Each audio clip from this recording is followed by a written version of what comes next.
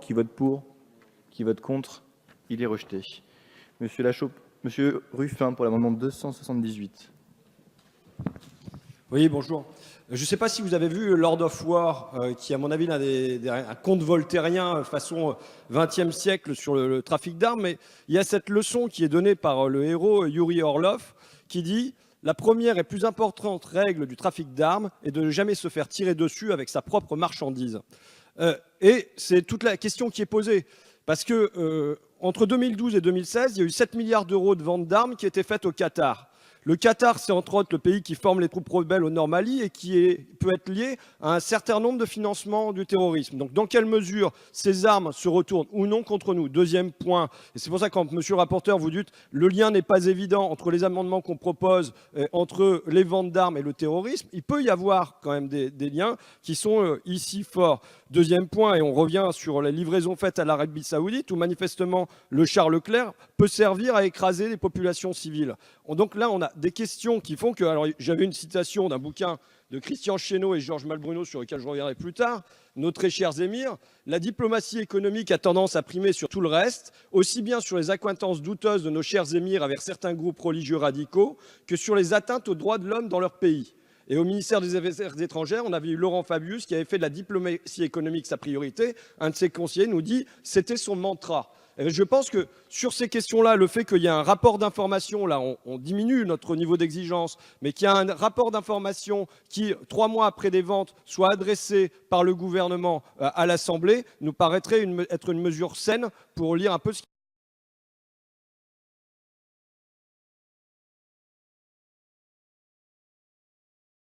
Merci, monsieur Valls.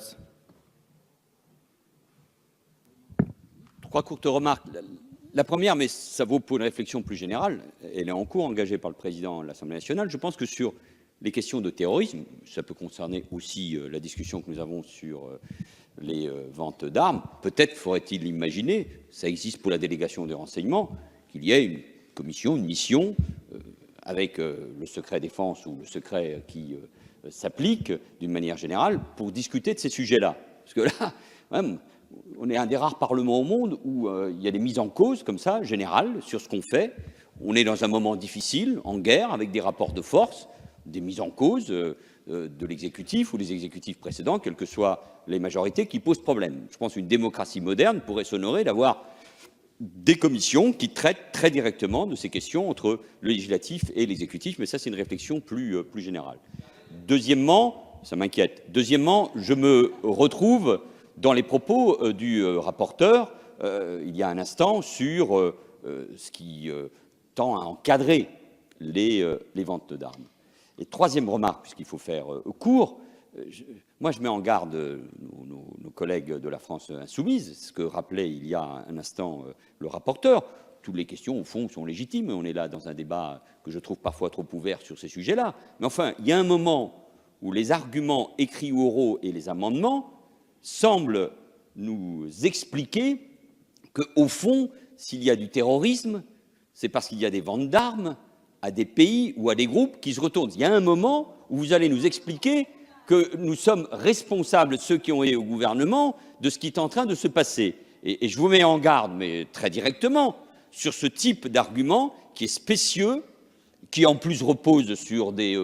on pense qu'on a des informations, des ONG disent qu'on a des informations, il faut être précis dans ce cas-là, sur la question des ventes d'armes, y compris aux pays que vous avez évoqués, Qatar ou Arabie Saoudite, les choses sont claires, ou alors produisez vraiment des arguments. Mais là, on ne peut pas être de l'on dit, ce sont des choses suffisamment graves, ça concerne des relations entre États, et puis ça concerne aussi les hommes et les femmes qui sont morts. Enfin, dernier point, pardon Monsieur le Président, mais il y a un soldat des forces spéciales qui vient de mourir dans des conditions spécifiques. Et nous le savons, parce qu'il ne faut pas se raconter d'histoire, que d'une manière ou d'une autre, je vais vite, nous avons soutenu les Kurdes.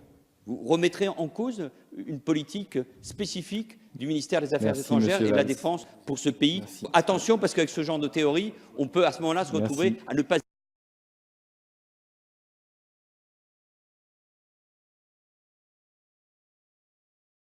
Un cavalier législatif. Merci. Monsieur Ruffin. Monsieur Valls, moi, si j'avais eu à mettre en cause le précédent gouvernement, malheureusement, j'y vais pas par quatre chemins, je connais pas la langue de bois, donc je l'aurais fait beaucoup plus directement que ça. Donc, mais simplement, je redis, le point de vue que je suis venu défendre ici, c'est que on peut pas dire que le lien est inexistant. Un lien peut exister. Il peut arriver que des armes qu'on livre se retournent contre nous. Ça peut arriver, et c'est sans doute. Enfin, il y a le mésusage. Enfin, je pense que personne ne souhaitait que des armes livrées à l'Arabie Saoudite servent vraisemblablement contre des populations civiles. Je pense que personne dans cette assemblée ne le souhaitait. Et pourtant, c'est vraisemblablement quand même ce qui se produit, ce qui se produit, ce qui se passe, je le redis, avec le Qatar. Quand on fait 7 milliards de livraisons d'armes au Qatar, je m'excuse, mais on est légitime aujourd'hui à avoir des doutes sur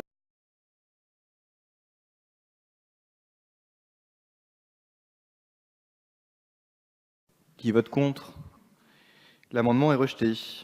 Amendement 266, défendu par Monsieur Ruffin. Non, mais je voudrais me fonder sur le livre Nos très chers émirs, puisque je pense que quand même la question du financement du terrorisme est une grande question. Dans le journal du dimanche, en novembre 2015, l'ambassadeur du Qatar à Paris déclarait « Le Qatar ne tolérerait pas qu'on laisse en liberté des individus qui financent le terrorisme ». Et qu'est-ce qu'on découvre dans ce bouquin-là, mais ça fait suite à plein d'autres rapports, c'est qu'au Qatar, il y a entre 8 et 12 citoyens de ce pays qui vivent tranquillement et qui financent en fait des organisations terroristes, en particulier la branche syrienne d'Al-Qaïda, le front Al-Nosra, Daesh. Ces personnes, les journalistes, donc Georges Malbrudo et Christian Chesneau, sont allés en rencontrer notamment le cher Abdulrahman bin Omer Al-Nouemi, qui a transféré des millions de dollars aux filiales d'Al-Qaïda en Irak, en Syrie, en Somalie, au Yémen. D'après le département américain du Trésor, c'est un terroriste spécialement ciblé pour avoir assisté, sponsorisé ou apporté une aide financière matérielle ou technologique à des organisations terroristes. Je peux vous en citer un paquet d'autres qui figurent sur la liste noire des États-Unis et de l'Europe et qui financent leurs activités via des fondations tranquilles. Face à ça, on a aujourd'hui un silence de la France. On avait donc un général 5 étoiles, c'est toujours dans le même bouquin, qui conseillait avant chaque conseil de défense restreint le ministre Jean-Yves Le Drian et qui confiait « Il m'est arrivé de lui parler de certains agissements du Qatar et de l'Arabie, de lui dire par exemple qu'au Mali, le groupe rebelle Ansar al-Din reçoit des financements de Doha et de Riyad. Le ministre me regarde, il ne me dit rien et on passe à autre chose. » Le ministre qui déclarait en mars 2016 « Nous avons avec le Qatar une relation saine. » En Afrique, les forces spéciales, à un moment, se sont heurtées à cette difficulté-là, puisqu'on avait ce témoignage. Des équipes mixtes de la DGSE et du commandant des opérations spéciales qui ont été déployées au Nord Mali, avant qu'elles arrivent, on leur ralenti leur arrivée pour permettre aux Qatariens de rembarquer leurs gars. Donc là, je pense qu'on a une grave question qui est celle du Qatar. On ne peut pas traiter... Enfin voilà, il faut qu'on...